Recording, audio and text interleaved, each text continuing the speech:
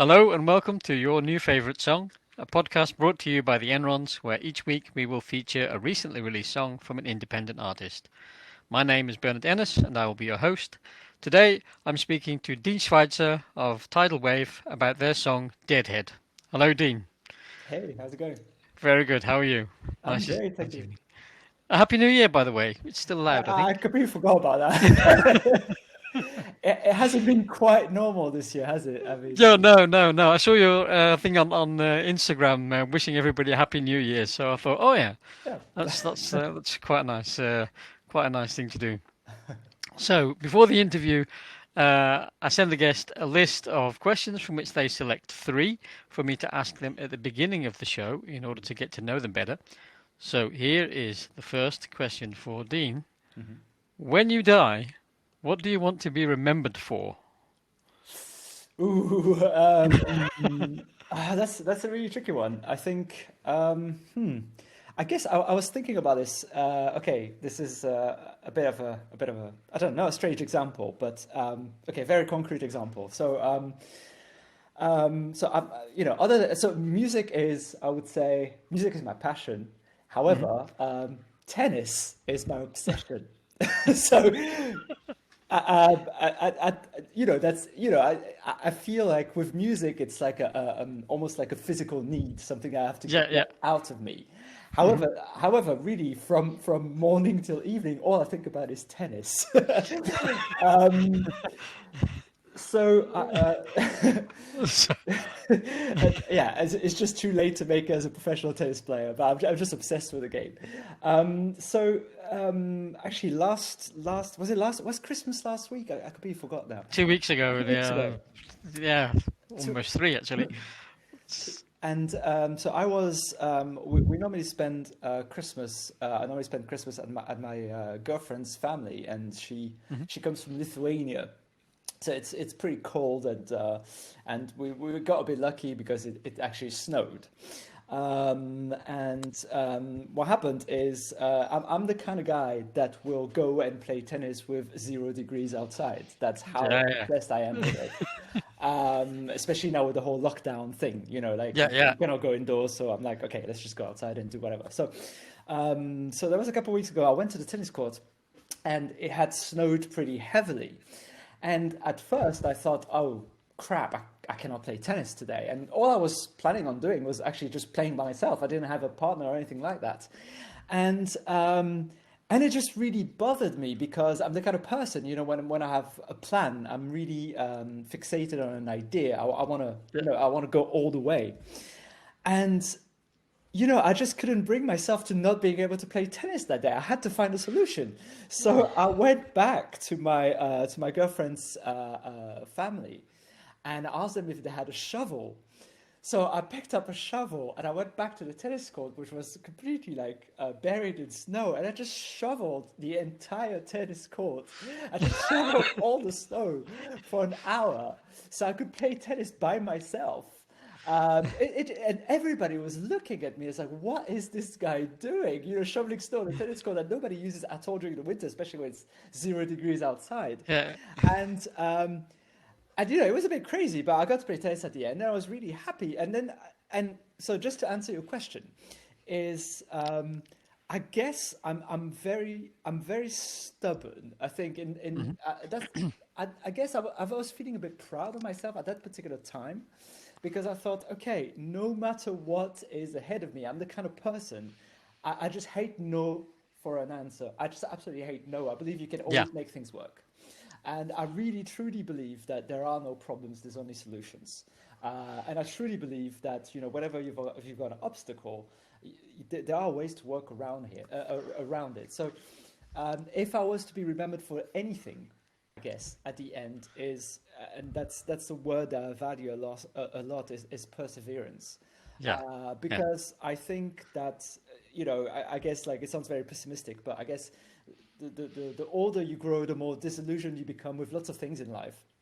And you realize that nobody is ever going to come for you or to help you out, or you're by yourself essentially. And as an Yeah. artist, I think we can all relate to that. Like nobody's waiting for you, nobody's coming to help you out, no, unless you're the Foo Yeah. Fighters. You know, Even they weren't. They exactly. started out as nobody. Exactly. Yeah. So you really have to, you really have to forge a certain character. You have to have a very thick skin to Hmm. make it as an artist. And I think that's something that I had to develop a lot, and I tried to apply in lots of areas of my life. But yeah, I guess that's and music has really taught me that. At least when you're trying to do something a bit serious with music and marketing yourself as an artist is such a competitive field that Yeah. perseverance is all you have. Once that's gone, of course, the love of music is the most important thing. We can all agree on that. But Yeah. in terms of making a mark as an artist and people discovering your music and you marketing your music, uh, it's tough, right? Yeah. Yeah. You have to get out of bed yourself and do it. Exactly, exactly. Nobody's going to come and say, nobody's going to knock. Well, opportunity will knock at your door, uh, but you have to really lay the path down for it to find your door to knock on. Absolutely, absolutely. Yeah. So Yeah. yeah, I guess that's one of the things that I would like to be remembered for. And I was thinking at that particular moment, Yeah. uh, I'm very rarely proud of myself, but I was proud of myself then. And I Uh-huh. thought, okay, when I have kids, that's at least one thing that I would really like to pass on to them. Like Yeah.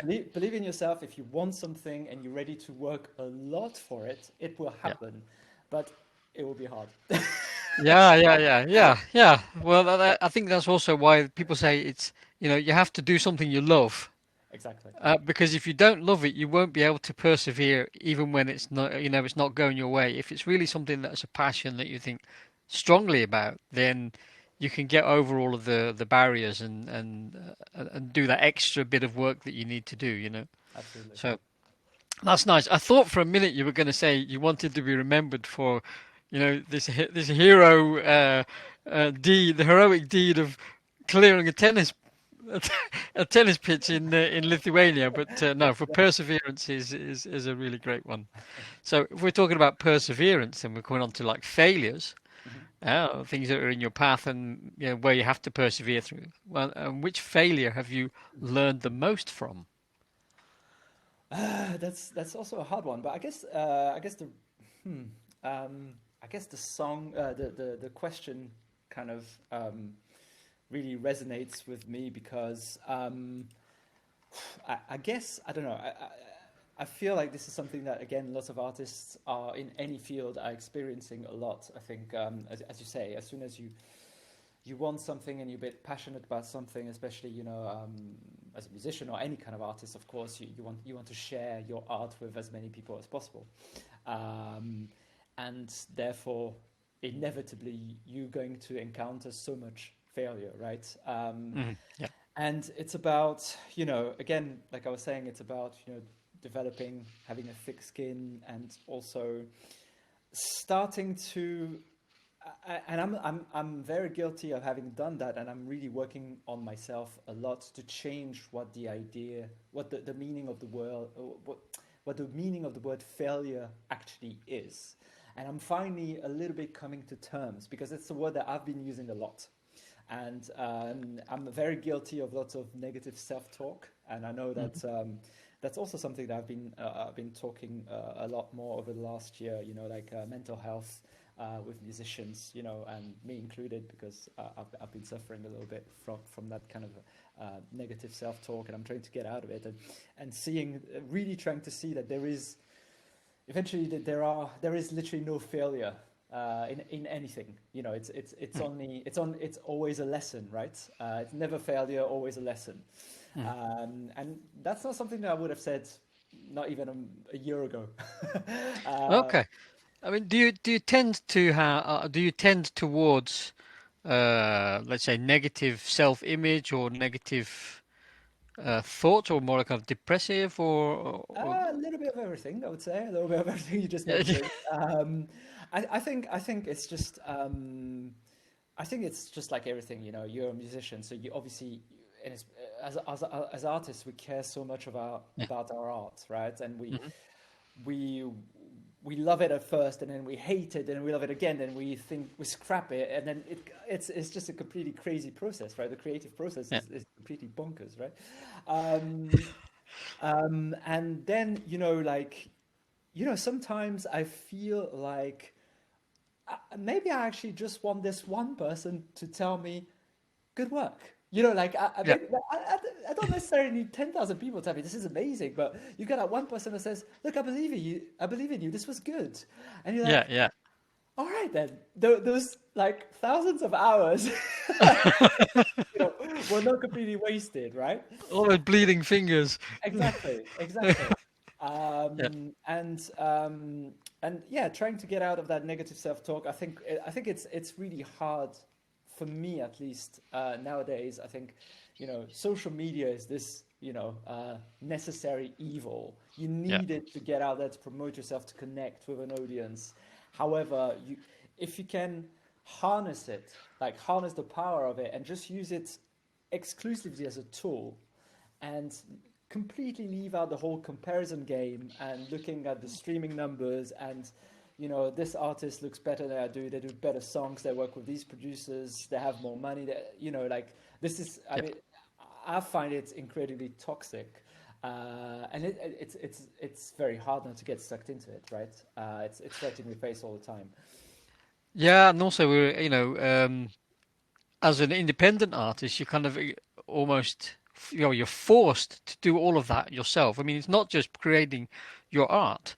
You have to, I mean, if you, yeah, if you're just quite happy to sit in your bedroom and play guitar or, with a few friends, then fine. But if you really want to make something of it and you want to promote it, you want to put it out into the world, then that's a really, like you said, a necessary evil. You have to do it. And I mean, I think look at I was looking at your Instagram page, and I think, oh, and then I start to compare myself. It's like the worst thing you can do, is compare yourself. Like, oh, fucking hell, they're really good. Oh, excuse my French, but it's like, oh yeah, look, it's like really professional, and then I can think, well, hey, they're doing a really good job, and I can learn from that. That's what I kind of thought. Well, I can, I can learn from you. How are you doing it? What are the tricks, and what are the things you can also share on this podcast? You say, well, this is what we've done that's worked, or this is what we did that completely bombed. Absolutely. No, I completely agree with you with what you're saying right there. And like, yeah, if you can make that switch from, yeah, maybe, envy or feeling like you're not good enough, and if you Yeah, can change that to using it as inspiration and say, okay, how did that guy do that?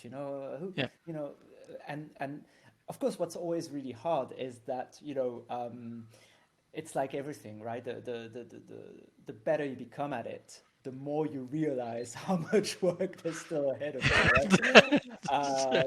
Because you think, yeah, oh wow, that's how they did it, and you realize how much work it is, and you think, oh shit, like I thought I was working so hard already, and I still have yeah, to do yeah, all this stuff. But I will tell you one yeah, thing that I found really, really interesting.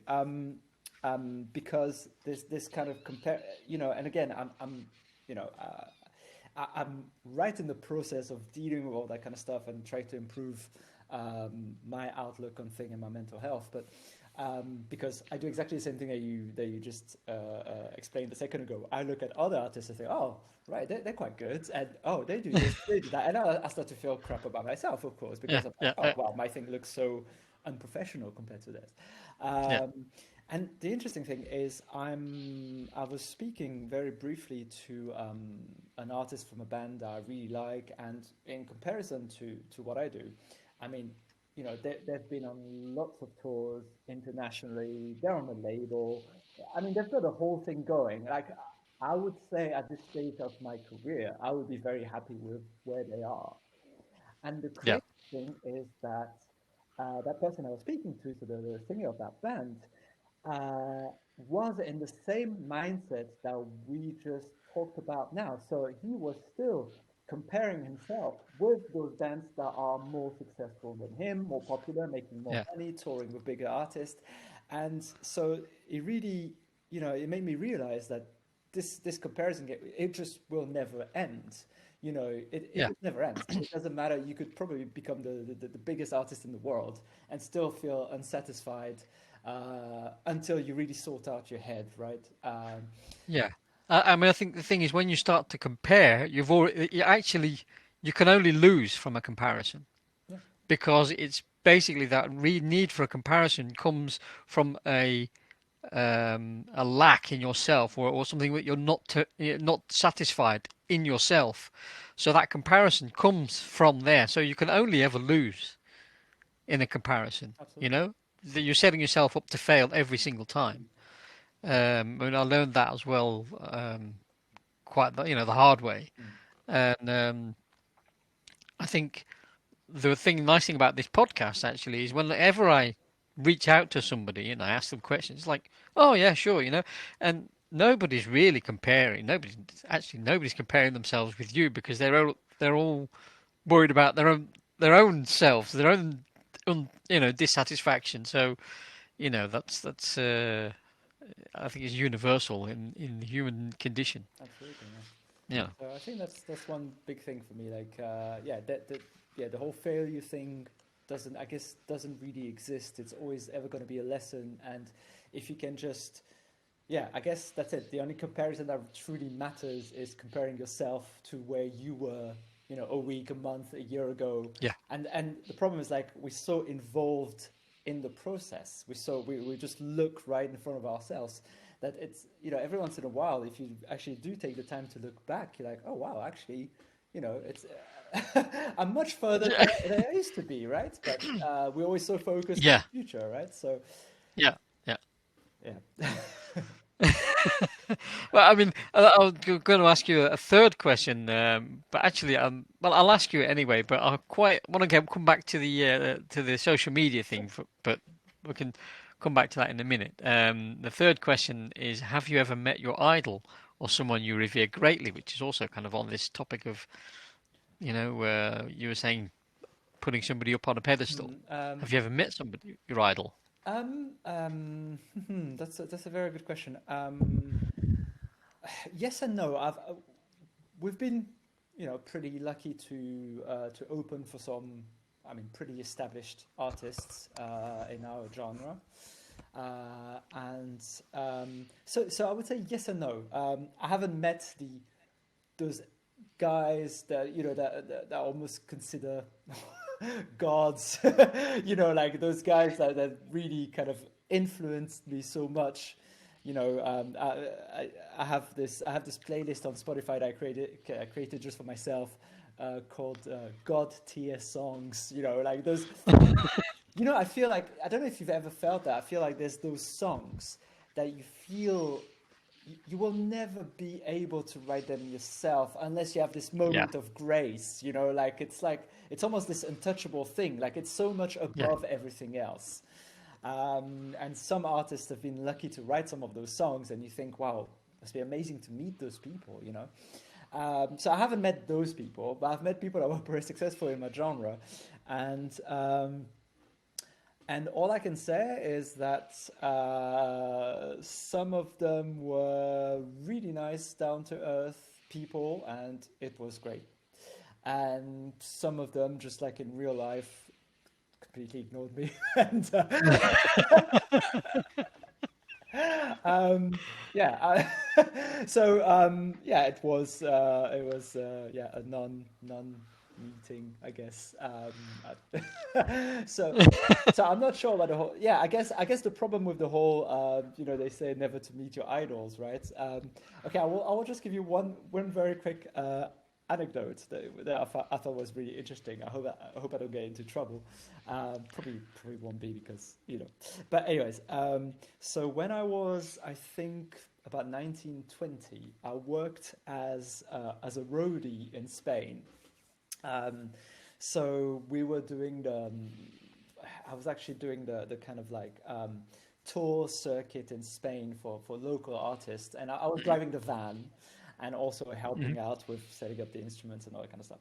And it was all like local Spanish artists at the time, except there was this one gig where I had to drive the van to the Madrid airport to pick up Deep Purple oh, because they were playing a stadium somewhere in the south of Spain. And I was like, oh my God, like I'm not particularly a big fan of Deep Purple, but I mean, it's a pretty big name, right?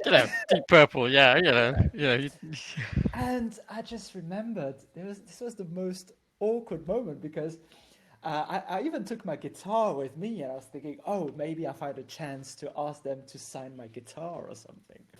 But it was actually the most non-rock and roll encounter ever. Because I just picked them up from the airport. They just got in the van. We had like a 4 hour drive to the venue. And I, I'm not lying. I think there's five guys in the band, and they didn't speak a word to each other during those 4 hours. Like they were literally all four of them absolutely silent, doing their own thing. And yeah, I was like, wow, is this it? You know, is this what it's like to be in a band when you're, I don't know how old they were at the time, and are you kind of like, are you hating each other's guts, or are you so tired of having been with those people for 40 years that you have nothing to say to each other? It was just the most incredible thing. I was like, wow, this was literally nothing.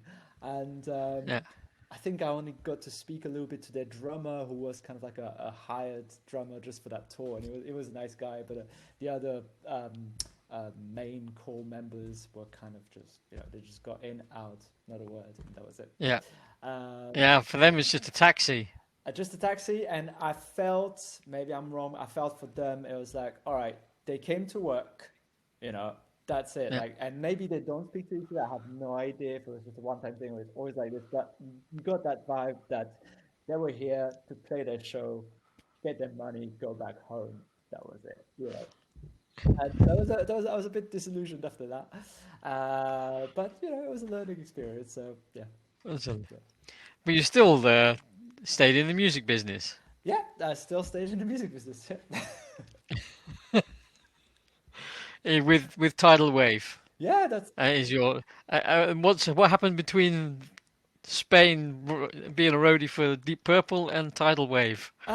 just I think so tidal wave is pretty much, I think I was probably about 14 years old when I decided that okay, music is that's it. That's my passion, that's my core, that's my soul, whatever you want to call it. And I was 14, and at the time it was because of I think it was really Nirvana that for me changed everything. I was into music before. I really Mm. loved, so, but my first big musical discovery was Michael Jackson. And I still am. I still completely adore Michael Jackson till now. But when I discovered rock and Nirvana in particular when I was a teenager, that changed everything for me. And I thought, okay, that's it. I want to be in a band. I want to be a singer. I want to write my own songs. I want to play in front of lots of people, etc., etc. I just didn't realize at the time how how hard it is to have Yeah, any kind of music career, right? yeah, Um, yeah, and that's something that till now has absolutely never left me, and I guess it never will. I think it's just one of those things. I was trying to explain that to a friend of mine today. We were talking about money and you know, all those things as a musician that you don't want to deal with, you know, like you know, responsibilities and money and all those kind of things. And I tried to explain to him. I said, you don't understand because you are not an artist, and I didn't mean that in a disrespectful yeah, way. And I said to him, because I have another friend that I had the same conversation with. I said, you don't understand. It's not something that I choose. I need to get it out of me. It's a physical thing. Like if I cannot yeah, create, I am miserable, absolutely miserable, and there's nothing that replaces it. yeah, Or the same kind of thing when you haven't been. I feel for me when I haven't been on a stage for quite a long time, and now it's been a really long time. You know, you kind of build that energy and tension inside of you. There's no quite another release like being on a stage and it yeah, all yeah. comes out, you know. And so yeah, that's I still haven't given that up. I don't think I ever will. I think if you're an artist, any kind of artist, you know, writer or painter, whatever it is, you don't really have a choice, do you? I mean, it's Yeah. just part of you, No. right? Yeah, yeah. You can't stop it. You can't turn it on and off either. It's like it's there. It's always there. and sometimes it can be a bit more there than others times, but it's kind of an itch that won't get scratched. Exactly. It's always there. Exactly. But I mean, you play. I mean, obviously, I look at the videos. You played to quite a lot of people. They've opened for quite a lot of big bands. But then now you've got Yeah. nothing in terms of. I mean, yeah, the last year has been nobody's done anything. In terms of live shows. I think you've done some. You did an acoustic live stream. I think Yeah, there's something at I some really point. noticed that doing that a little bit more. It's just a matter of being disciplined enough to just kind of organize it and say, okay, I'm just going to do it every week, no matter what. Every Friday, I'm going to Yeah, do this. yeah. I think it's just one more thing. Otherwise, yeah, you kind of get into other things, I guess. But no, I think the last show that we played was July of 2019. So Jeez, that's a long time ago. Yeah, yeah. But I mean, you say this about the live stream. I mean, it's also part of this whole social media thing. I mean, we are two. There are two of us, so we're an acoustic duo. So for us to do a live stream is like must be dead easy. But it's just one more thing. You think, exactly. oh God, I'm going to what, and it's like, can I be bothered? It's like we're putting so much effort into writing new music and we're recording and mixing and doing all that ourselves now. And then you've got the whole social media, and it's like, oh, can I be bothered to do a pod? Because maybe I could, maybe we should do it, but I you think know, I think the only way is just to say you put it in the calendar and you just get it done, no matter how good it is, no how good, how bad. And then you yeah, make a habit out of it, and eventually it will become better. I think that's the yeah, only way to do it. But like you were saying, I think that the problem is that's what people don't really see. At the end, people just see a song and are like, all right, well, it's just a 2 or 3 minute song. Okay, fine. Okay, it's just a song. yeah, But, like you describing it, is that even if you had all the time in the world, it's such a unrewarding. It's very rewarding in many ways, but it's a very what I can't find the word. I can't find a word. I don't want to say unrewarding career, but um, it's just very brutal because you have to write the music, you have to write the lyrics, you have to find the time to arrange things, you have to record things, you have to do all the work that a label will do for you. And generally that's a big team, right? You have to find the visuals, you have to prepare the promotion, you have to contact 1,000 people, and that's what's so hard because I'm honestly trying. I feel like this is what I almost always do with all my time. Almost goes into the music. Um, hmm and the sad part is that and I'm still trying to find solutions. Right? Is that the actual part that I really enjoy, which is the creating music, is the thing that I do the least of. What I do yeah, the most of is the promotion, right? yeah, yeah, And that's okay to an extent. I'm interested in promotion enough. I find it quite interesting. However, it's just complete and pure grind. It's just grind after grind after grind. And the problem is like yeah, if somebody says, "Well, what have you done with all your time? You've only released this amount of songs." And the problem is like with all that promotion stuff, you have nothing to show to anyone. It's like I spent yeah, countless hours contacting people, trying to promote, trying to speak about this. But there's nothing you can show to people. And yeah. that's why it's so I don't find a word, but yeah, whatever. Um, Frustrating, Frustrating, I I think, guess, is because it's yeah, it's yeah, it's a yeah, treadmill. It really is a treadmill, and I think we see it as well in like stream numbers. We've set ourselves the goal to release a new single every 8 weeks, right? So we're on schedule for that. But it's like after 6 weeks, you see the streams are going down. There's almost nothing. It's like, oh right, so it's time to get a new one out, and it's like, hold on, hold on, hold on. It's like you can really, and then we think, oh well, maybe we should be doing it every 6 weeks yeah, or every 4 weeks. And I think when you think about the amount of work that goes in, and then you've got to make that. You've got to do all of the, right. Then you've got to have the songs to do it, arrange the songs, record the songs, mix and all that. That's the easy bit. The easy bit. That's the fun bit. And then you've got to make a video. You've got to do all the Instagram stuff. You've got to have all sorts of artwork and interesting other stuff to keep people interested. And it's like Exactly. never, ever, it's never And it's ending. super frustrating because you put a lot of work into it, and it gets, Yeah, I guess, with the way that things are with social media now, it gets shown with very, very few people. And yeah. that's the word I was looking for, disheartening. Disheartening. Yeah, yeah, yeah, yeah, Because I'm yeah, like, I've yeah. put so much work into this thing, and out of those, I don't know how many people are following me on Facebook or Instagram or whatever, unless I pay, and that's okay, it's part of the game, I understand, unless I pay for them to see that content. But the problem is, even if you pay for them to see that content, you're fighting with so much. I mean, basically, the biggest Yeah, currency you have these days is, I mean, the gold is very much people's attention, right? There is yeah, just so much going on in terms of websites, entertainment, YouTube, music, streaming, everything. So you're just fighting for those few seconds of somebody giving you their attention, right? yeah, And of course, like, and those people that listen to your music, they might very much like what you do, but they also like a lot of other bands, and you cannot yeah, blame them for that. I mean, and I do that selection myself. Like, I'm, as an artist, I personally, I love Spotify. Absolutely, I love yeah, Spotify.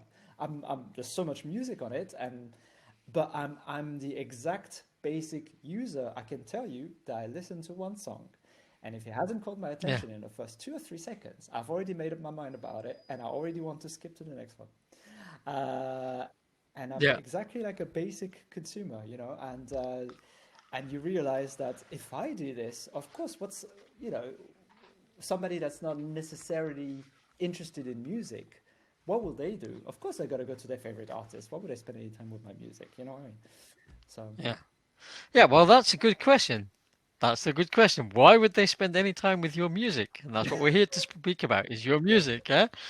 And uh, I mean, I know I see this a lot, and when I first thought about this podcast, I thought, oh, Christ, how am I going to get onto the podcast? And it's like, it's a never-ending list of really great artists who nobody's ever heard of.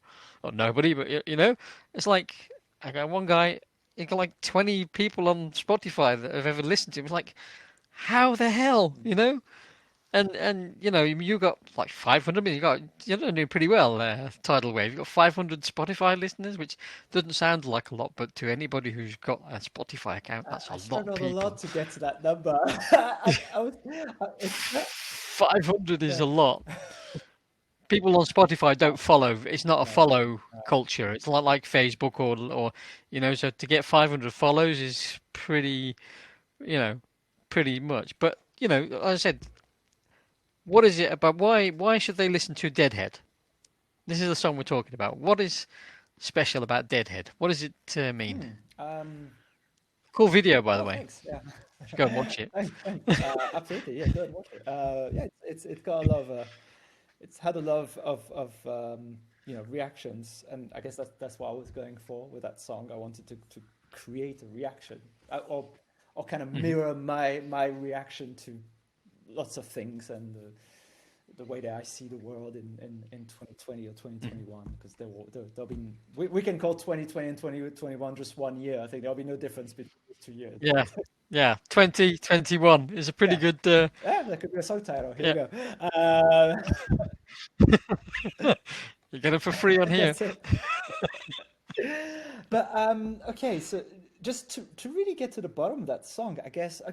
This is the absolute truth. So I actually wrote that song. Um, it was a reaction to things that I felt already uncomfortable with at the time, but I didn't know why I was uncomfortable about those things. And I remember I wrote this song actually at the time, so I'm not very much into politics, but uh, it came when actually Trump was elected. No, it's Because quite it an was old, I quite a long know, time ago. and because it was a kind of weird time a lot of things were changing, and all of a sudden, like this thing that felt like really this kind of threat that Trump represented at the time became real with things like the wall and all those kind of things and all those Yeah. I mean, pretty extreme ideas, which are not extreme anymore because now everything has become so normal. It's become so normal to assume and say anything you want on social media, even when it's Not even on social media, on mainstream yeah, it's television, become completely in the House of yeah, the it's become Senate. completely okay to be Yeah. borderline racist and I mean, I don't know how we got to this point. I think we got to this point because of Trump, actually. But anyway, That's a whole other, yeah, that's a whole that's a other whole topic. other But topic, exactly. But so not that I'm pro or against, I didn't really care, but I just felt this climate of uncertainty at the time, and yeah. that created. I just kind of really wanted to release it in writing this kind of like strong and fast song. But you know that's when I wrote the song, and I didn't really pursue it any further. I didn't really have anything to say much more than you know that's the song that came out at that particular moment. And I think fast forward 4 years later, and I'm Trump is gonna leave, but fast forward, I think like some of those, I'm a bit more clear about those things that were problematic for me at the time and have become really, for me, very problematic now. And we're talking about issues like climate change, global Hmm. warming, pollution, animal farming, all those animal abuse, lab experiments, all those things, all those topics that have become very dear to me over the last couple of years, and also I think very much analyzing the society that we're in, the way that the world Hmm. is going, and I guess being scared of where it's headed. I think that's the main thing. I think I don't know if you have kids. I don't, but you know, you inevitably as you get older, and I guess the day will come where when I do have kids, you start to think about what kind of world you want to leave for your kids down the line. You know, and you know Yeah. everything kind of indicates that it's not particularly going in the right way. You know what I mean? Um, so Yeah. are we just going to be the generation that says, "Oh well, sorry, couldn't do anything about it," you know, sorry, or are we gonna say, "Wait, we can still maybe we cannot save this entire thing, but can we just take a step back and look closely at what Hmm. we're doing and can we kind of limit the damage in some kind of way because I feel like the way that things are going and I'm really actually I am really really quite hopeful and I really truly believe that the younger generation, you know, the teenagers of now, the kids of now, they will be the one. First of all, they will suffer the consequences of everything that's been happening, but they will be the one really changing things. But it depends. Yeah.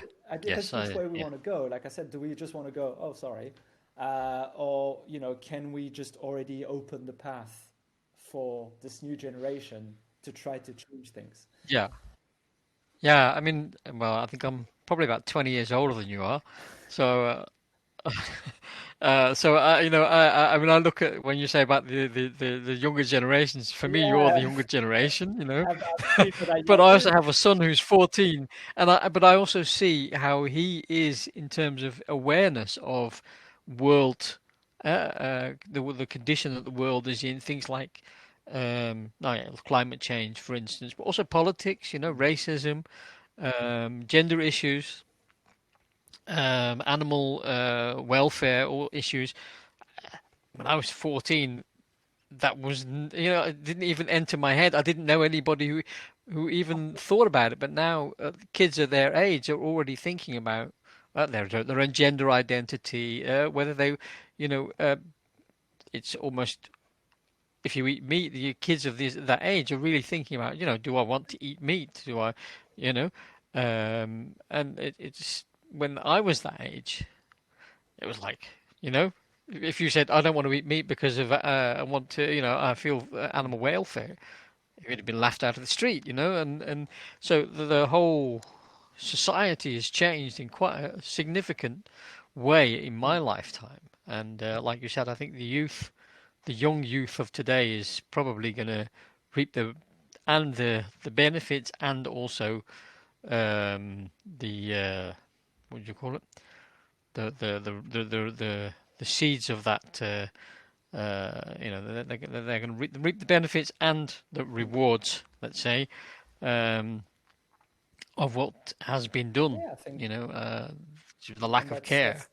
that's the great side, and that's what's great and also difficult for me, at least, with social media, is that, on the one hand, whenever I see something that really calls my attention, that I think, oh, this is wrong, like you say, could be any kind of issues, animal cruelty, or yeah, like you say, gender equality, or any kind of issues that's quite problematic these days. you know, um, the internet is this great platform where you can share and you can comment, and that raises awareness for all those causes. But at the same time, you have to try to find a way to distance yourself from that so it doesn't affect you too much. Because I think that's the problem. I tried to tackle quite a few of those issues in the video for Deadhead, and and that was also kind of hard because it feels like once you scratch the surface of one little thing, you just completely open a Hmm. big can of worms. And like you say, when I was a teenager, up until actually not so long ago, you, you really have no idea of any of those things. But once you discover what's really going on, and we had as Yeah. young adults or a teenager, we had no access to any of that stuff. That stuff wasn't visible. You had absolutely no idea. And all of a sudden, it's all there for you to see, and you have to try to be not too affected by it, even though I find it very tough personally. And that's Yeah. why I wanted to kind of express with a video for Deadhead of it's a very you know I guess you would call it satirical video. Whatever, I'm showing things that are very pretty grim, but I'm smiling and Hmm. laughing the whole time to create that paradox in the video. Of course, that was the effect that I was looking for.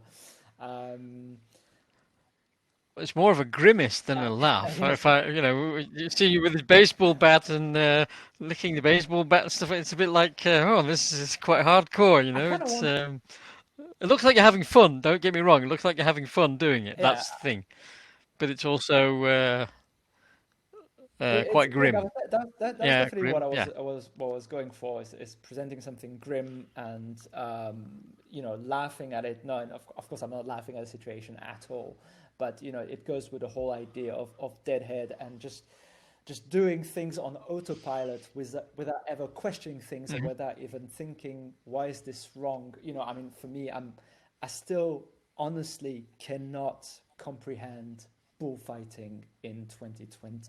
It's just the Yeah. cruelest thing that exists. And I understand that, and what always comes up is, in the end, it's always money and tradition. But of course, if we were Hmm. always defending everything with tradition, we would say, well, you know, we always had slaves, so that was why should we Yeah. change that? But when you have things that are so blatantly wrong, and again, we're talking about a minority of people here, of course, but we're talking about something that's still allowed and generates a lot of money, which is why lots of people don't want to let it go.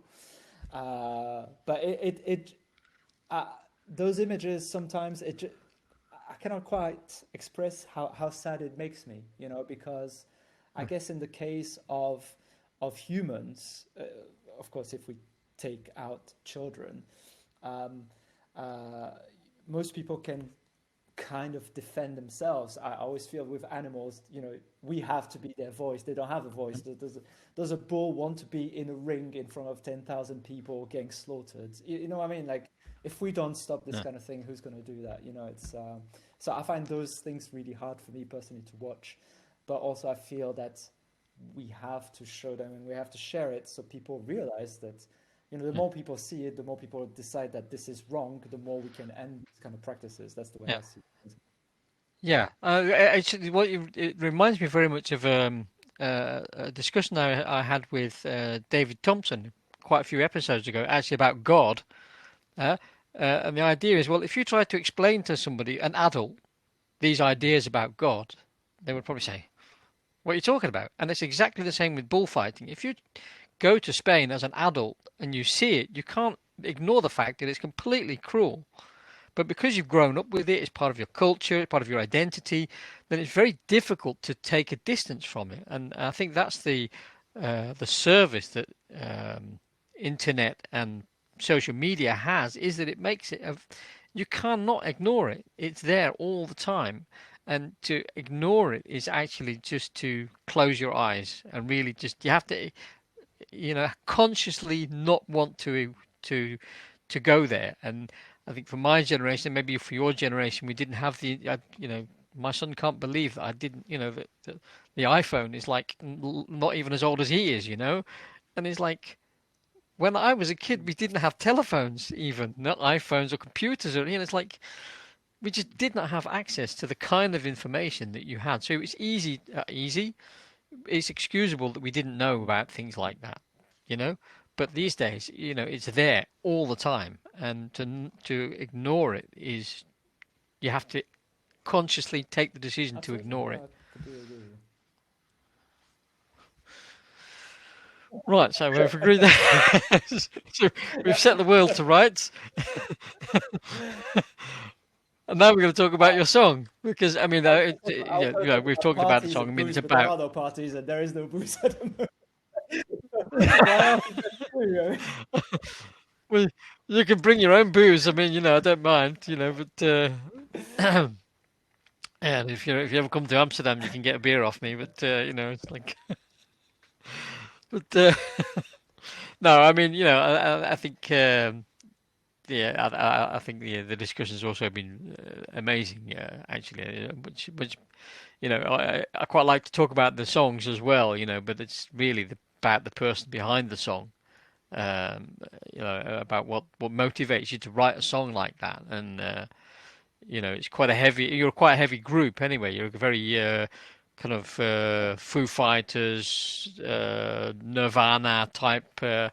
I was thinking of Rage Against the Machine as well. This kind of 90s angry metal rock, yeah, heavy rock that's what I group. get. I think is The 90s reference comes quite a lot, and it's not like I'm sitting down thinking I'm gonna write a certain sounding kind of song, but that people yeah, keep on telling me the same thing, and of course I'm a kid of the 90s, so yeah. yeah, I guess I just haven't evolved.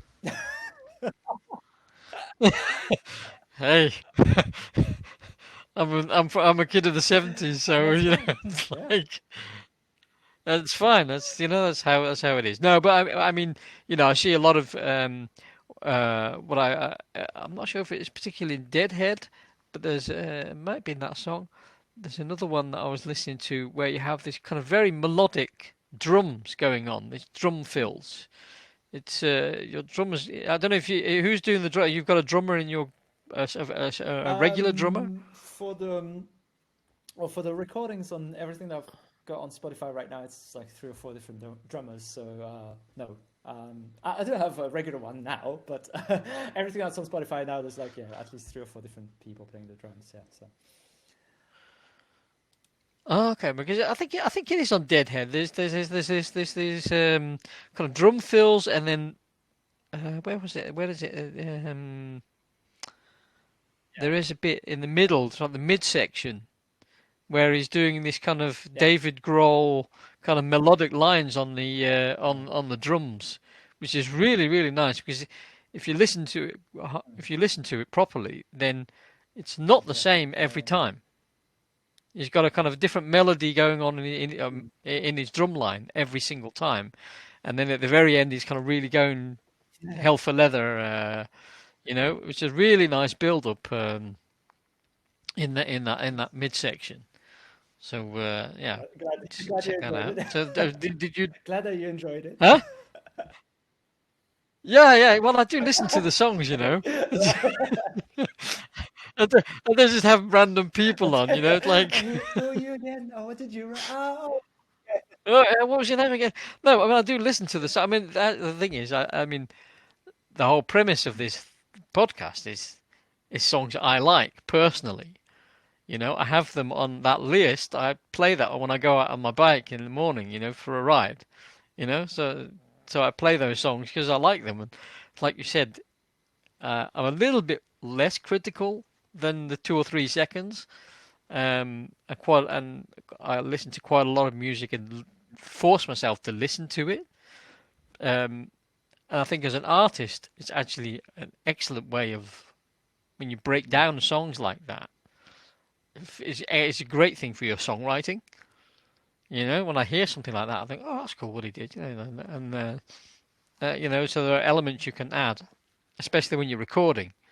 I mean, there are only two of us, but if you listen to our recordings, we've got like 3 or 4 guitar parts or a piano, and we're not playing all those on the stage, on live.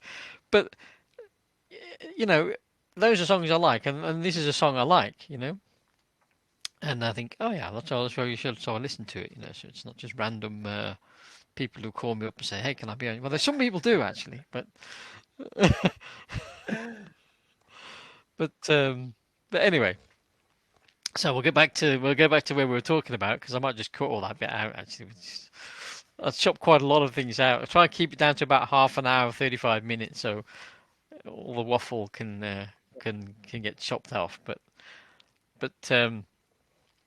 yeah. So what we're talking about is that song, and so you say everything that you've got on Spotify at the moment is not with uh, a, st-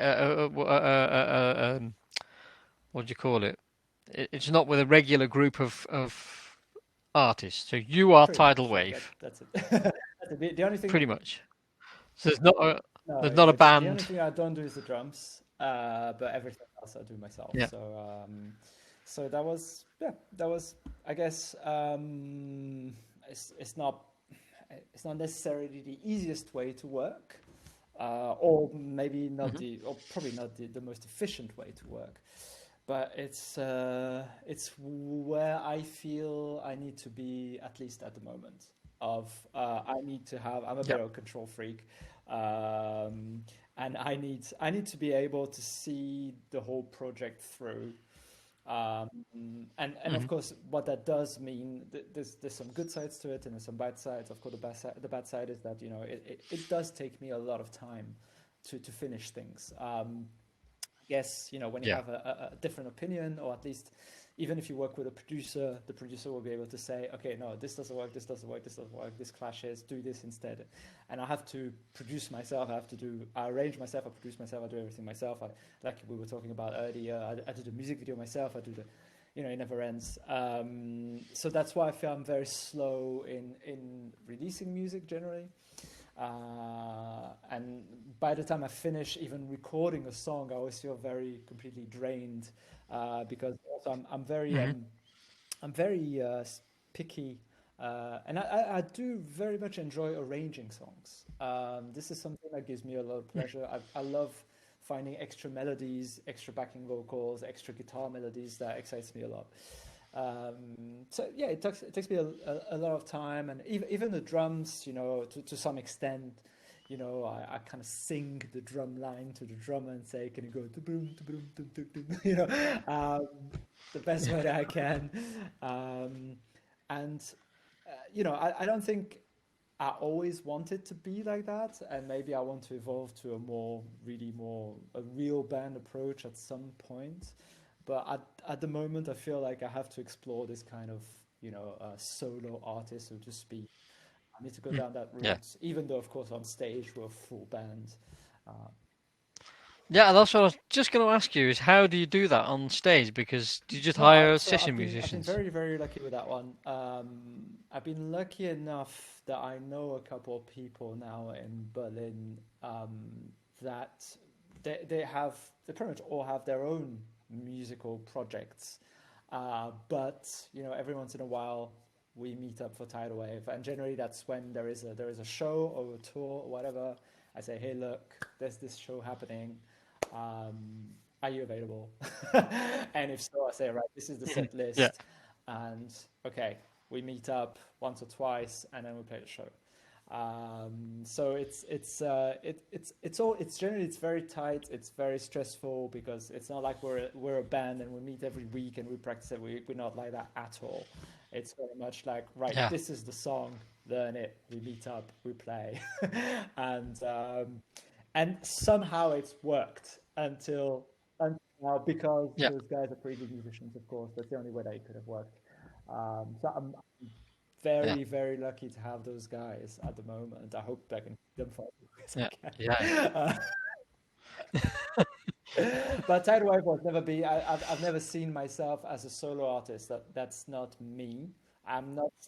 Not that Yeah. I don't want to Yeah. explore it at some point, but and I've been down that route. I've been down the open mics, just me with an acoustic guitar in front of people, which is Yeah. the most soul crushing experience, I think. But you need to do it as an artist, right? Yeah. You have to do it. You've got Yeah. to experience Yeah. the lows of the lows. I'm not sure if that was the lowest point of my life, or playing as a band on a Sunday night in front of just the other band. Um, you know, but, but you need to go through those things, right? I mean, there's no other Yeah. way around. Yeah. It completely. Yeah. It's yeah.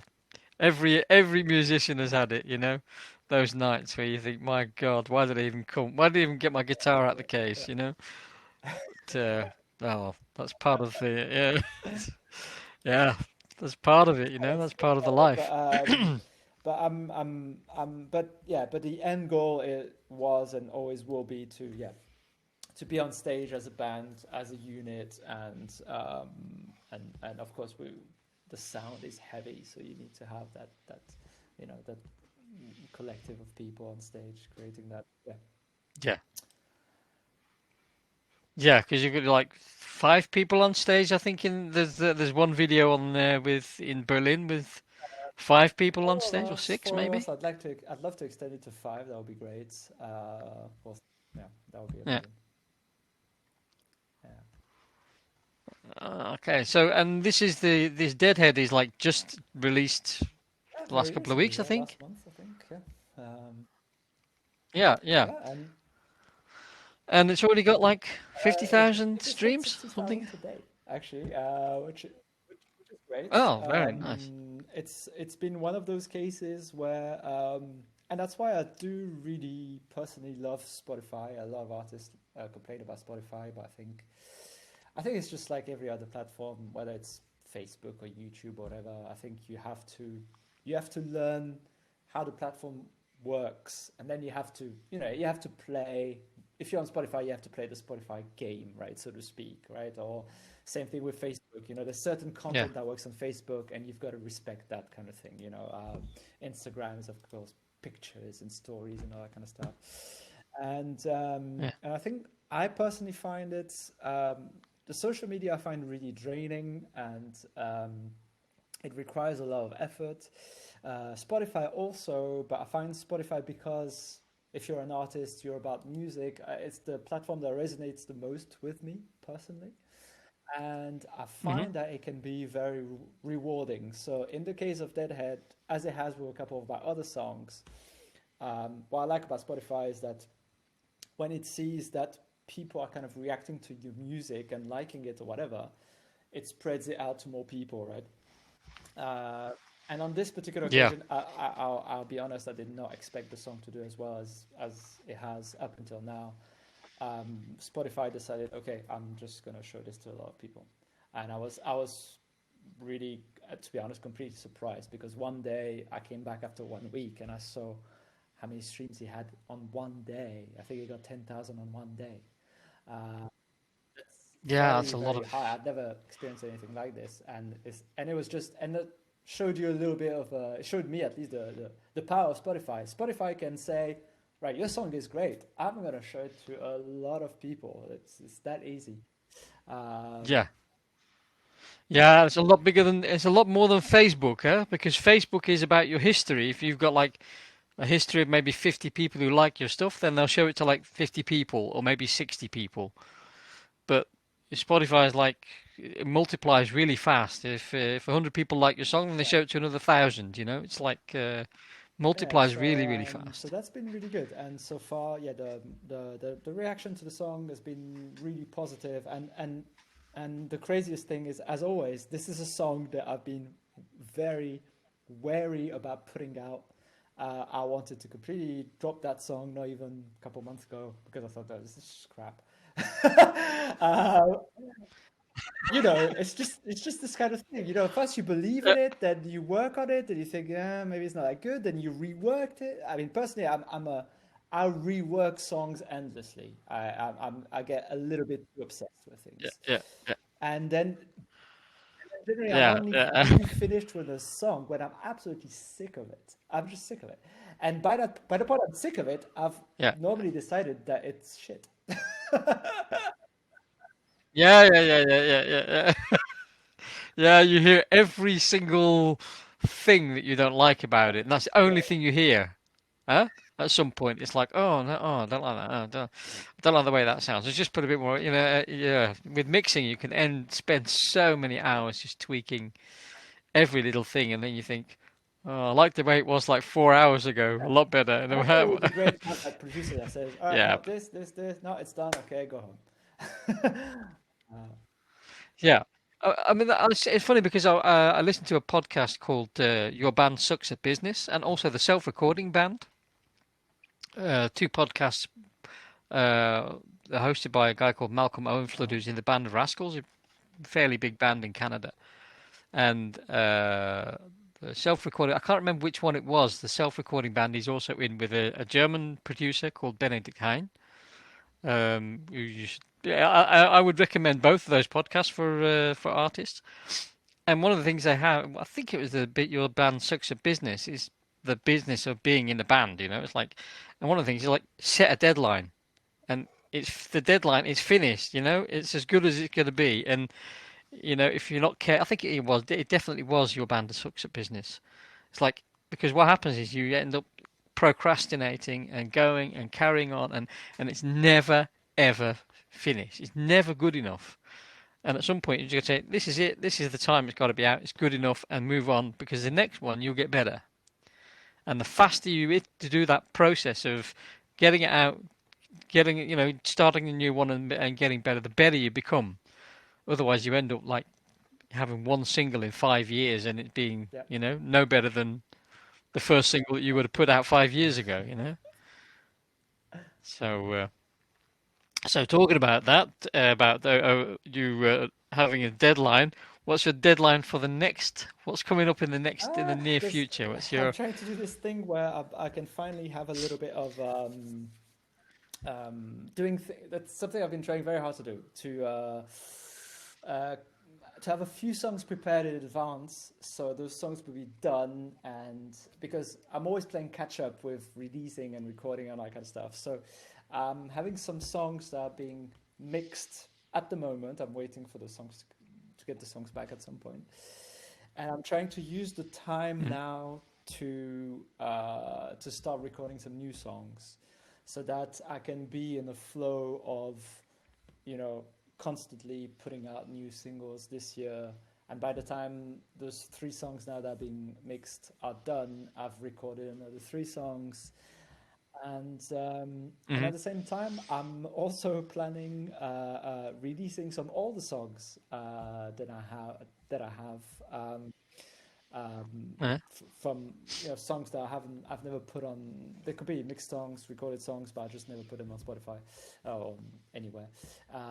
So actually, I'm going to be releasing a lot of stuff this year.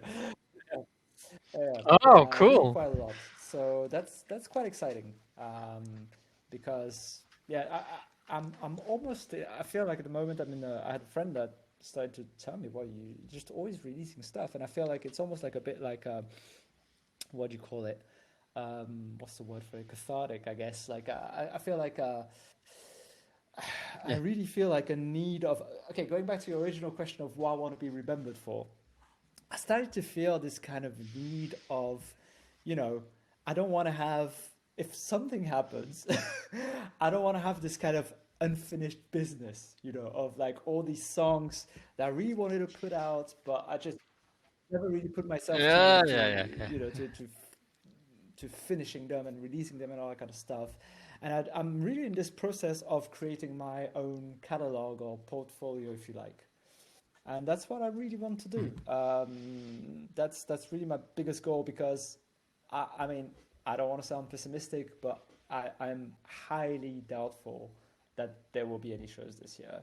I don't see it personally, Yeah. and I don't think those people that tell you that there will be, I don't think they really truly believe it either. Um, I Well, I think we make more of a chance of getting shows than you do. Being two acoustic players in this, and I spoke to just before Christmas another group, Marble Waves, and they said, yeah, well, in the first in the intermediate period between the lockdowns, they had a few gigs, but there were four of them acoustic, kind of small, you know. But I mean, if you're playing stadia like you guys, you know, the big group, yeah, it's not going to happen. And the kind of I think music you that's the play biggest as problem. well is encourages people to get close and I think you that's know the mosh biggest problem. pitting and I and think if you go to jumping go around see and a stuff. You know, singer-songwriter, that it's okay to sit down and with a drink and watch it, and it's pleasant. It's probably more pleasant that way anyway. But any kind of rock show or anything, I mean, I cannot quite imagine people sitting down while I'm playing my show. You know what I mean? It just doesn't work, and that's why I mean doesn't personally, I'm work. also not very fussed about the whole live stream thing. I think somebody just yeah, Yeah, just you playing your guitar. I think with your genre of music, I think it makes a lot of sense. But I know like there's lots of bands that are yeah, doing this kind of like paid live stream kind of thing. Like they organize a real show, all that kind of stuff. yeah. I'm particularly not really interested in that. I mean, it's like, well, I might as well just watch the video on YouTube. Yeah, yeah, yeah. It's I know I agree. I completely agree. And also it's like any of these things, the only people that are going to really make any money out of it are already the established names that are already making money anyway. I mean, you know, who's you know maybe my mum would pay €10 to watch us on this, you know, but really, realistically, you know, nobody. You know, not even the people that really, really like us. They're just going to say, right, well, I'll tell you what, I'll give you €50 and come around and play at my house. You know, it's like so. But live streams, we're thinking about live streams. That's a good. It's something that I think we can probably do as an acoustic set. But yeah, I don't see any really No, big I shows mean, being this year. uh, No, not either. how do you realistically, go from, I don't know what it's like in Amsterdam for you, but in Germany, so you can meet a maximum of one person from a different household. So how do you go from that to, Yeah. let's say, oh, we got to organize a festival with 30,000 people in July? It doesn't quite work, right? No, no, that's it. And the other thing is you've got the whole vaccination, but before that, before everybody's Yeah. vaccinated, it's probably going to be the end of the year.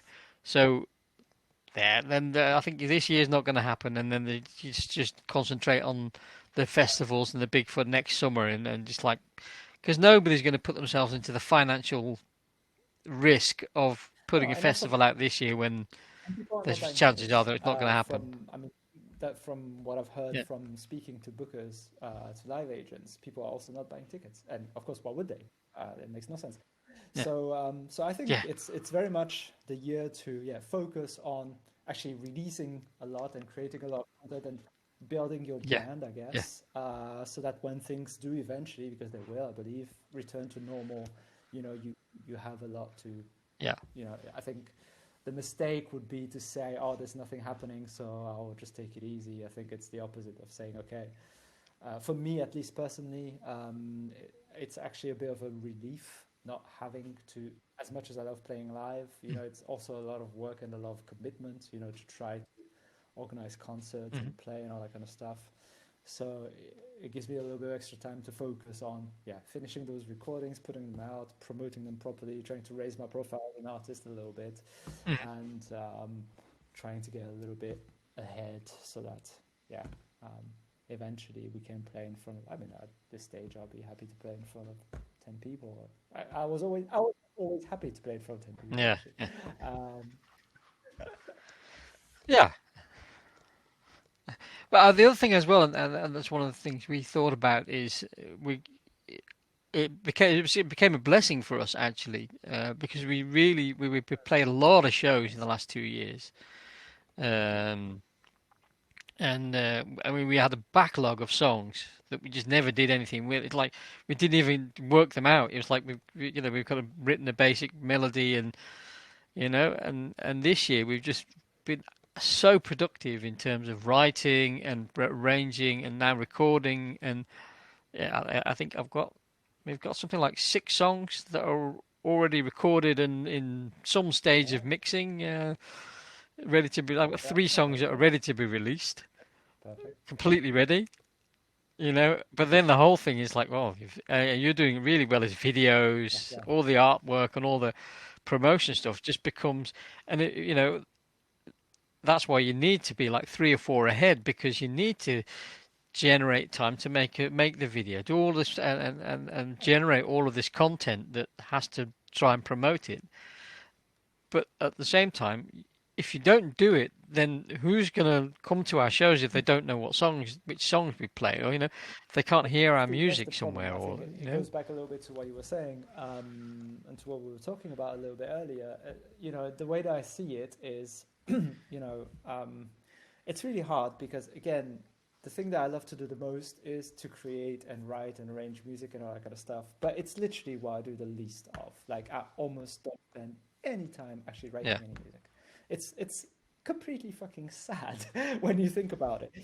However, at the same time, if I had not spent that much time, doing the promotion, the video, the image, the Facebook, the whatever it is, I wouldn't have been able to create the opportunities that I got, to play in front of a lot of people, and hmm so it's really hard, right? So in the end, like yeah, I've realized also, I would love to put out as much music as possible. Um, However, and that's you can observe that with many artists who have just the one famous song, like one really good song, really well marketed, will bring you so much further than a lot of okay songs, basically. yeah, So I think it's yeah, just this kind of like naturally being able to recognize, okay, and that's what I naturally do. I'm like, okay, I'm going to put a little bit more effort onto this one, and this one I'm just going to put it out. But this one I really believe in, so I'm really going to go all in on this one because I feel like it can bring me further in my career. Um, of course, then there's other yeah, consideration like money, of course. But I think, yeah, I think that's the interesting thing. I think it's until you get in a what I consider to be in a position of luxury of being able to delegate some of those things to other people. But that's the same for the majority of artists, right? Most of us don't have that luxury, right? Um, yeah, yeah. And then also you think when I don't even know if I think is it more of a curse than a blessing, because when there's a kind of a sort of a region where you're a single artist, you're doing everything, you've got the work, but you're also earning all the money, or all the whatever's the income is coming to you. You don't have to share it with anybody. And then there's a kind of period where you have to delegate to people, you have to pay other people, and then the money that's coming in isn't growing at the same rate as the amount of exactly. people that are sharing. So the cake's not getting any bigger, but there are a lot of more people eating out of it. And there's that. I think that's probably a position where a lot of artists getting big Oh yeah, absolutely. really can fail. Because unless Mm. the super groups, yeah, they're Mm. bringing in so much money. They Yeah, could pay a whole team, but then there are only a few people that are making that kind of yeah, I agree with you. I like to money. compare it a little bit to professional sports. You have those top teams or of whatever top Yeah, professional top athletes or whatever who are making generally a lot of money, and they have it great. And you always have that kind of like that those middle artists or middle sports people or whatever. And in comparison to it looks like, well, they're professional, they're doing pretty well. But like you're saying, like even like a semi-national band, like a regular kind of band who you think, oh, they're going on tours and they're doing things all the time. Like you say, they have to pay a lot of people they've had to be where they are. yeah, And those bands who you think they're doing pretty well are actually bringing in zero money. And they're completely poor, Yeah. and they don't even get the money out of the streaming or anything like that. Yeah, it's. I mean, I think like if anything, like I mean, the whole COVID situation has really highlighted the need for having different, sources of income in any case. I think if you really want to say, okay, I'm going to be like a full-on musician or artist, I think that's something you need to think about as well. Like you cannot just rely on the music. Um, maybe with Yeah. with your podcast, you have a lot of listeners, or you know, um, if you have a YouTube channel, you can monetize that channel. It's all about monetizing and Yeah. diversifying, and you have merch and all that kind of stuff, and maybe Patreon and um, yeah, but yeah, and And also the list goes never on ends. Yeah. and on and on. It never ends. Yeah, yeah. Well, somehow Yeah, this podcast has continue. got to end. It was fun. No, no, it's just but it's with some people you get into a flow and it's like I could just talk all evening, and I think, oh, hold on, Yeah, somehow I've I got to don't. edit all this lot to get down to half an hour. So I've kind of set myself for a resolution this year, which I've completely broken already, to try and get it down to like manageable, so that when I go to editing, I don't have to spend ages and ages cutting stuff out. But anyway, not a big problem. So for you, there are a lot of new songs on the horizon. Yeah, and anything else we should know? Can you? I mean, do you make all the videos I've been. yourself? Let me think. Not the Because the one one for for Deadhead. Deadhead is That really was cool. okay. The last. I will tell you one thing. I said so. The last two songs that I released, the last two singles. Um, the first one was a personal project of mine to say, okay, I'm literally going to do everything from my. So I recorded in my kitchen. There was a personal project of mine to say, okay, I'm not going to step out of my kitchen at all. And I did everything, the whole video, the artwork, the whole recording, and it was a one time where actually I hired a drummer, an online drummer. So he recorded at his house, and he just sent me the drum tracks, and everything was done, at home. I didn't have to leave. That was great. And for Deadhead was the same thing.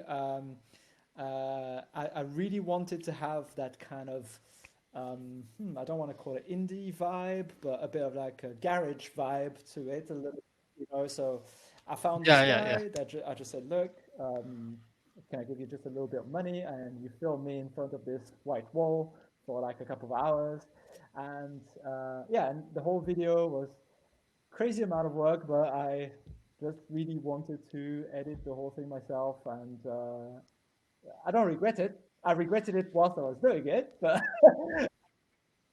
now I'm happy that I went. But, Yeah, now it's but at the over. Yeah, moment, yeah, yeah, I'm doing all my own videos. Yeah. yeah. Oh, cool. So let's. Well, where can we find all of those videos? Where should we? If we're looking for you on the internet, So where is I the best place believe to that find if you? you just type tidal wave now on YouTube, I'm big enough. Getting closer and closer. You're I'm big very close enough. to 1,000 subscribers on YouTube, which so I'm almost there. And I think you can easily find everything. I think if you type tidal wave band or tidal wave music, you can find me on YouTube pretty easily. Um, Yeah, so you haven't got your own channel name. That's 1,000 users, I I think think. it's called youtube.com/it's a tidal wave. Because, and I really need to change that, it's because I figured that if anybody was going to steal the name Tidal Wave, I would need to come up with something that's a bit more different and memorable. And I thought maybe I would change the band name to It's a Tidal Wave.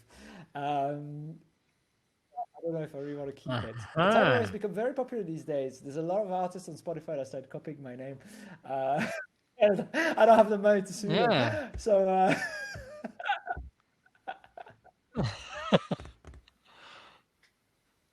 Oh, that's a shame. Well, I'm looking on YouTube right now, and when I type in tidal wave, I obviously get great. lots of Oh, well, videos tidal of waves. tidal Oh, crap. waves. No, that's not good. Okay. So, So tidal wave music video. Yes, I've got you. Oh well. Yeah. Yes, yeah, let's say I've got, we'll see one there. Let's have a look. Tidal. It's a tidal wave. I'm testing out. I might not just. I might not put this in the show, but I'm just.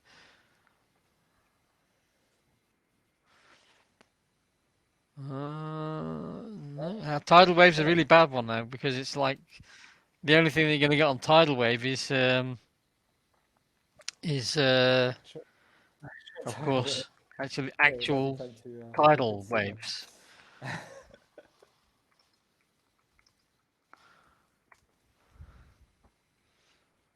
But if you type in Deadhead tidal wave, you get a whole list of seriously. Yeah, yeah. The first one is Dean Right. with a kind of a grimace on his face, with a baseball bat at his throat. He's holding his own baseball bat at his own throat, just you know, quite obviously. And the third one is a big laughing, smiling face. So yeah, Okay, it's yeah, great. pretty cool. Yeah. So there you go. Deadhead tidal wave, you're in. And obviously tidal wave. Oh yeah, it is actually. You got. Hey, where did you get? How many viewers do you need to have, or how many subscribers do you need to have to get your own username Very good question. I have no on idea. YouTube? I have absolutely no idea. I think I just Ah, yeah, created it your own by channel wish, name. I think. Well, you've got quite a few subscribers there, nearly 1,000 subscribers It's on again like YouTube, a so that's big, pretty good. yeah. It Yeah, seems to take a lot of work to get to those. It's a bit like the Spotify thing. It's really difficult to get people to subscribe or follow you. And like once you get to those little yeah, milestones, it just accelerates a little bit.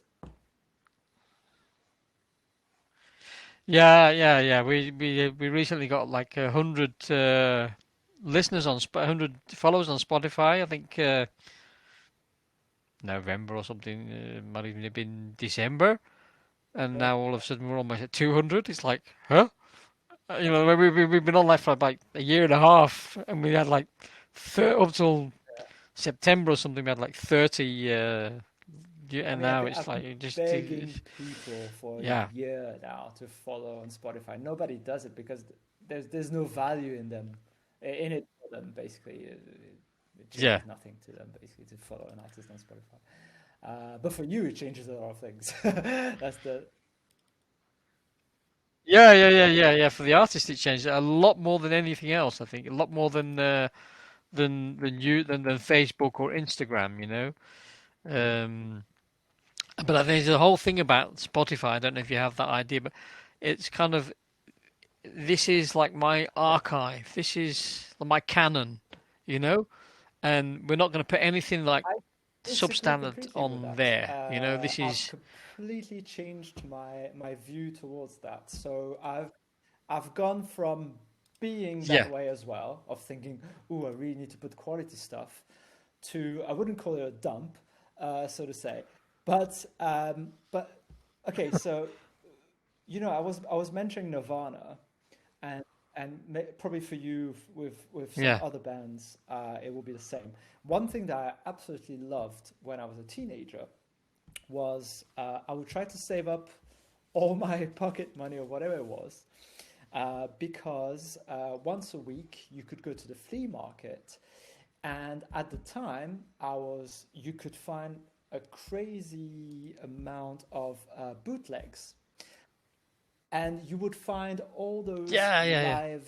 live versions of songs and demos and secret songs and all that kind of stuff. I mean, the whole internet didn't exist at the time, so I remember like whenever I could find this specific bootleg of Nirvana or another artist that had all those songs that were not on the official CDs, it was absolutely amazing because you had the demos, you had the live versions, you had those Yeah. B-sides or whatever it was, and and that's one thing that I really want to do with Spotify as well. So I think naturally with Spotify, you're going to go on the artist profile and you're going to listen to the biggest or the two biggest songs.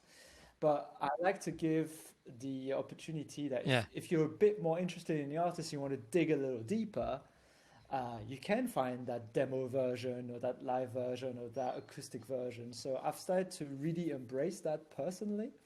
and I've started to put demos and all that kind of stuff. And unfortunately, Spotify doesn't allow me to put Yeah. track commentaries right now. I don't know how to go around that. But that's something that I find very interesting. And I think for you also doing the podcast, that's great because if you want to find out more about the artist, I don't even know if I can link your episode to Yeah. my Spotify artist page. I have no idea, but that would be great for someone who's thinking, "Oh, I want to find out more about this artist." Then they could listen to. I have no idea. Um, I don't think so. I don't. I don't know. Can you put hyper? Yeah. No, I don't think so. Not easily. Yeah, You could, I mean, no, I mean, you could put it on your artist pick, but then yeah, that's only like for 2 weeks or something. Um, yeah, I mean, I mean, you could put it on. You could link. The episode will have a hyperlink, so you can always put a hyperlink on your web page or something, or somewhere that people can find it. But yeah, you're right. It's not at the moment. Yeah, I hope that Spotify are going to do something a bit more like that, a bit more. I keep hearing noises that they want to become more of a social platform or a social media platform rather than just this kind of curator of yeah. music, everybody's music library. But I think it, it's not happened so far.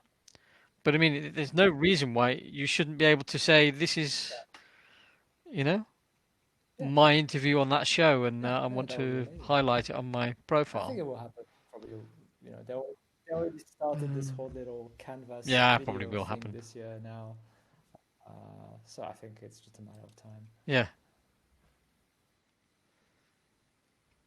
yeah, and then once they found some really other cool tools, we'll all get to do other stuff as well, like because you know, sync lyrics and stuff like that. Once all the big artists Yeah, have got completely another new toy, then they'll roll out all of that exactly. stuff to the rest of us, the rest of the world. Okay, right. So one last thing I want to ask you before we completely close the show down, or finish off this evening, is what are you listening to right now Ooh, that you think everybody else should be ooh, listening that's to? great. Your new Since we were favorite talking song. about Spotify so much, maybe I should check what I'm liking on Spotify at the moment. I tell you what, so it's really I do listen to a lot of things in my genre, of course, but there is one artist. He's like a is the pure product of Spotify. I don't know what you would call it. I guess it's R&B. Uh, he's called Cautious Clay, and he's got a pretty big following on Spotify. And he pretty much does everything from his bedroom, from his little apartment, which I find absolutely amazing. So Cautious Clay, I love his music.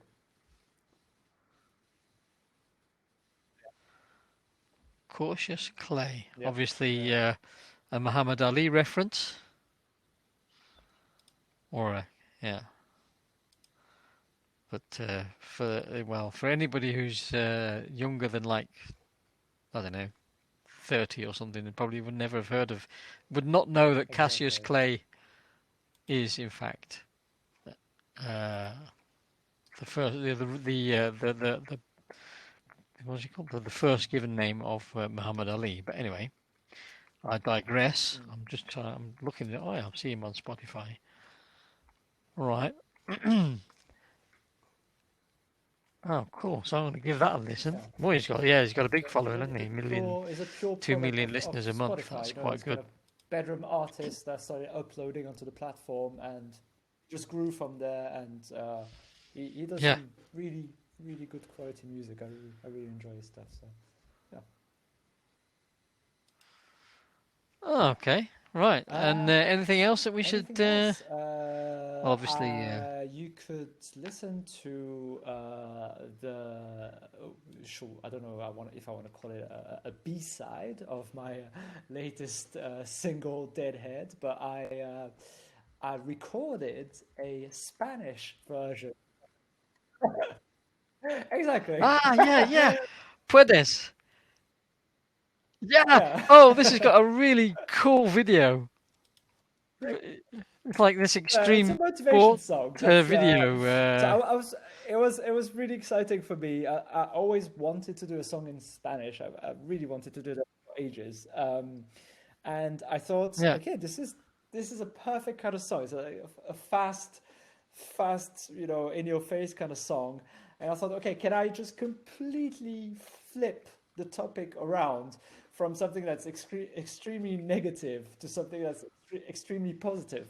And that was the whole idea. It's a motivation song about, you being able to achieve things through adversity. That's what the lyrics are in Spanish, at least. And that was just a really, Yeah. really fun thing to do, basically. So, So where did you get all the ah, video stuff? no, no. Did you do all those stunts yourself? No, but you just go on YouTube or other websites and you find all this, what do you call it, copyright-free stuff, free images, and try to find things that match up to the theme of the song a little bit, and that's the way to make some quick music videos sometimes, and yeah. I'm not gonna do that for every single video, but it works for a few of my songs. Yeah, well, yeah. It's like you said, some videos you're going to spend a lot of time and effort, and because you think, okay, the song is going to be, it's going to be big, or it's a song that you're more, yeah, you give more chance to, you think, okay, this has got more of a chance of getting somewhere, and then others, it's just like, okay, this is okay, and we want to have, want to put something out, and it doesn't have to Exactly. be top production. It's just, Yeah, you know, you need to have it's better you than need to have nothing. video. In any case, Something there's no is, more excuse not to have any kind of visual to your songs. I mean, it's difficult to do it without. So yeah. yeah, I thought that worked.